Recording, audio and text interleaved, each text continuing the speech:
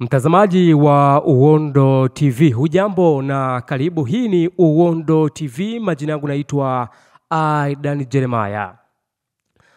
Mshauri wa Rais wa Tanzania masuala ya afya na tiba, ambaye pia ni mkurugenzi mtendaji wa Hospitali ya Taifa Muhimbili, Profesa Mohamed Yakubu Janabi ametangazwa rasmi kuiwakilisha Tanzania kwenye uchaguzi wa kumpata mkurugenzi wa Shirika la Afya Duniani kanda ya Afrika baada ya mkurugenzi mteule wa nafasi hiyo Daktari Faustin Ndugulile kufariki.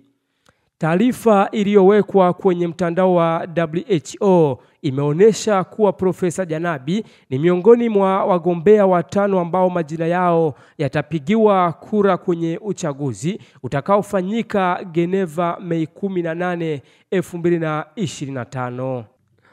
Profesa Janabi ni mgombea pekee kutoka nchi za kusini mwa jangwa la Sahara, huku wenzake wanne wakitokea nchi za Afrika Magharibi, akiwemo Daktari Ndakonani Michael Yao wa Ivory Coast, Daktari Drame Mohamed Lamine wa Guinea, Daktari Boireima Hama Sambo wa Niger na Profesa Mijiawa Mustafa wa Togo.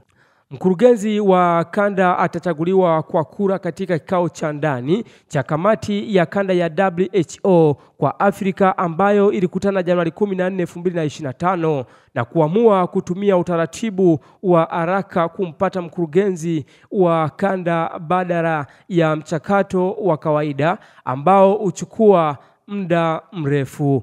Aidan Jeremiah wa Uondo TV.